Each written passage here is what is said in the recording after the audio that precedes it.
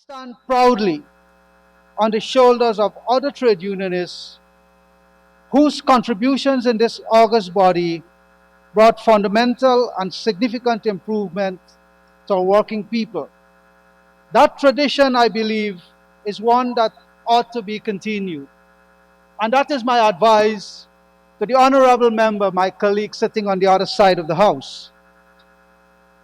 Mr. Speaker, my first intervention in this House is indeed special as I speak to the 2020 national budget, which would impact upon the lives of every Guyanese and align our development trust with the needs of our people.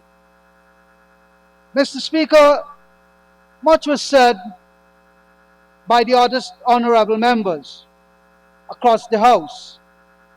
One has to be reminded, and the teachers must be remembered about this, that it was under the previous PPPC administration government that the teachers union were able to have agreements after agreements.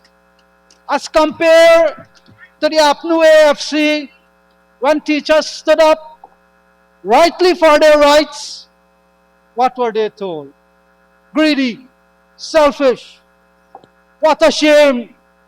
I just wish to advise the honorary member that, sometimes we need to remember our friends.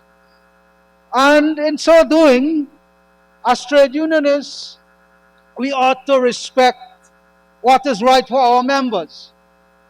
And when one talks about, better life under the AFC, APNU government, it was $91 billion of additional taxes, which was punishment for the Guyanese people. And that is what one has to fairly look at. We are told that Budget 2020 is private sector friendly, not for the working people. Well, these are people who are speaking without any vision. I don't think they would have listened to Minister Ajel, neither would they have read the budget itself. Maybe they don't understand, that's right. Then we talk about political appointments. And what about bauxite workers and so on? It was the APNU AFC government that caused 30,000 odd people to lose their jobs in this country. Let them say if this is not true. 2017 mid-year, the records show that the unemployment in this country was 13%. Thereafter, a number of sugar workers and others, Barama workers, the dealings with the bauxite people, they left and they're gone, all these jobs. After that, they never published the number again. Shame on them. And then, at that time too, the rate of poverty was 30% of the population. Let them tell us now, under their watch, what are those numbers? Let them say it. Mr. Speaker, one talks about workers' rights and protecting workers. The Guyana Forestry Commission, which had once been a profitable entity, could not have paid salaries for a few months.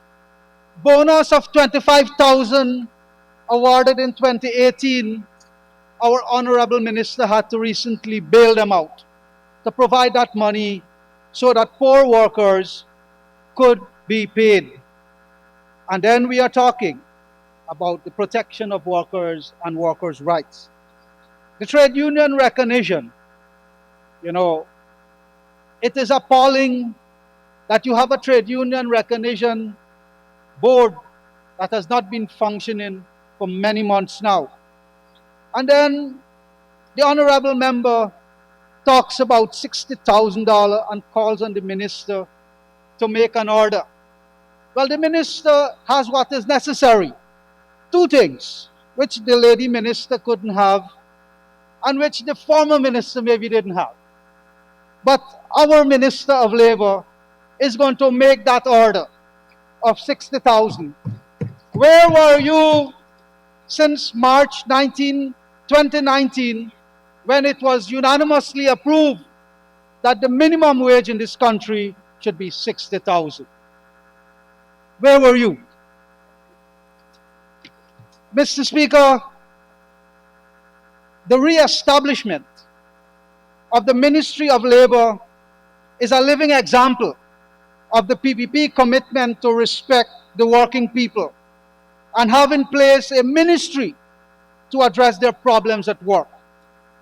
Mr. Speaker, we are told again, I want to repeat, that this budget doesn't have anything for the ordinary people.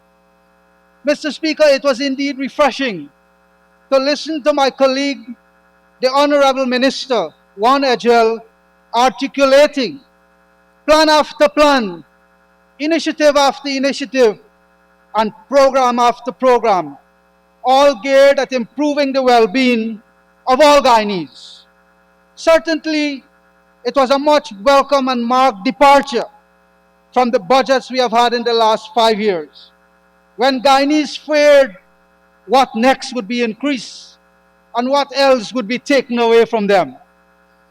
Mr. Speaker, Budget 2020 marks the first step in the journey to reverse the vampire-like policies that plague our nation over the last 5 years, when the coalition spared no one except themselves. Guyanese had to pay all the way from the cradle to the grave. That was the life the coalition condemned the Guyanese people to, while their elites flew here, there, and everywhere and benefited from health care in faraway lands. At the same time, Mr. Speaker, many poor Guyanese faced troubled times to put meals on their table and could not get drugs from the public hospitals and health centers. And many of their gains were sucked away by the coalition government. Mr. Speaker, Budget 2020 is a pro-people, progressive budget with significant attention to lifting our working people, putting them to work, and making them and their families comfortable, while building a better and stronger Guyana for our children. Mr. Speaker, this is a budget of hope for all Guyanese, where we will see our nation's prosperity benefiting all and not a few, as we saw during the coalition government. Mr. Speaker, over 30% of the budget has been allocated towards the health and education sectors. This is equivalent to more than $100 billion being spent in probably the two most critical areas of our country. This is a clear signal of the priorities of the vision of a government that cares for its people. Mr. Speaker, as someone who has been closely associated with the sugar industry for many years, and more so, the struggle of the sugar workers, their families, and their communities, the budget was a breath of fresh air. It is no secret, Mr. Speaker, that the coalition purposefully sought to demolish and destroy the sugar industry to their own nefarious ends. This is no other reason. This is no other reasonable explanation for the coalition's attitude to the industry and the tens of thousands who depended on its operation. Sugar production last year was the worst in 80 years. During the life of the coalition, sugar production fell by over 60%. Under the coalition government, which prior to its election said they had all the answers, but certainly they had the wrong answers. Before the closure at the head office, they had 395 persons employed. After the closure, Mr. Speaker, they had 505 people, despite 4 estates being closed. And they're talking about efficiency, and they're talking about um, employment and so on of people. It had to be employment purely for their cronies. You know, you had so many other people and production fell. His Excellency President Mohammed Irfan Ali pledged his commitment to reopen the closed sugar estates and to once more breathe life into those communities which the Granger Nagamutu administration turned into ghost towns. Budget 2020, Mr. Speaker, demonstrates that commitment with the allocation of $5 billion for the sugar industry. Mr. Speaker, over 7,000 sugar workers in the midst of a volatile Christmas season were put on the breadline in a most callous, cruel, and heartless act, described as the largest retrenchment exercise in post-independent Guyana. One could never forget, Mr. Speaker, the December 6, 2017 Stabroek News, the front page screaming out, 2,000 workers sent home at Skeldon. And in that same publication, there was a picture of former President David Granger petting elephants in Africa. What a shame! That was how the working people were treated in this country.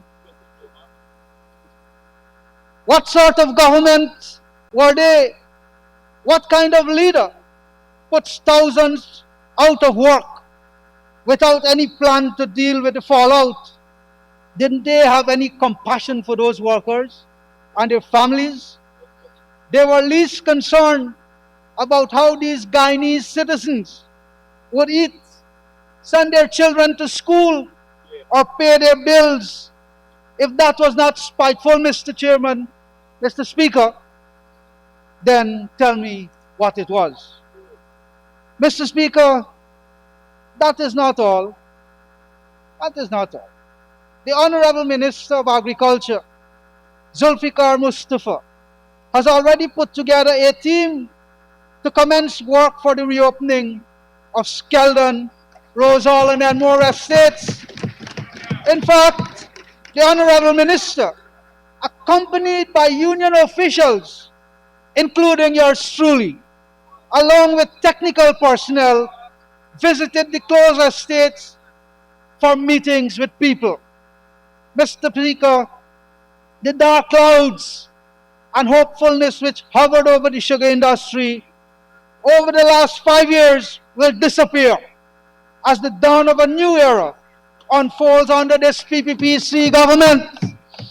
Mr. Speaker, what we saw on the ground was nothing short of criminal. Billions of dollars in equipment was left to rot in the sun and rain by this APNU AFC when they were in government. I am heartened that this PPPC government have begun the process to have a capable board of directors with a competent management team. The industry has several possibilities for success. Opportunities for electricity production, refined and packaged sugar, alcohol. I hope my comrade over there is listening. And bottled molasses, among other things, assure of a successful and viable future. Over the last 5 years, much was lost, and the sustained efforts to restore the industry's viability was torpedoed by an unsympathetic administration who certainly didn't understand or possibly did not care about sugar's importance, not only to its workers and their families, but to our entire nation and economy. Among their sins was 5 years, no increase in pay to the sugar workers. For 5 years, notwithstanding all state employees receiving increases each year. Mr. Speaker, in conclusion, I must compliment our team of the PPPC administration, who undoubtedly worked tirelessly to bring this budget in a short period, despite the challenges they confronted. Foremost must have been COVID-19, which, like sugar, was badly bundled by the coalition, is only now being proactively addressed, with billions being channeled to bring relief and to heighten our response. I see too the budget making active efforts to address the infrastructure deficit and the paucity in government services too. These are welcome developments which will redound to all our people. Mr. Speaker, as I said before, this is a budget of hope. It brings Christmas in September. Budget 2020 has something for everyone and is indeed a true plan for prosperity. Thank you, Mr. Speaker.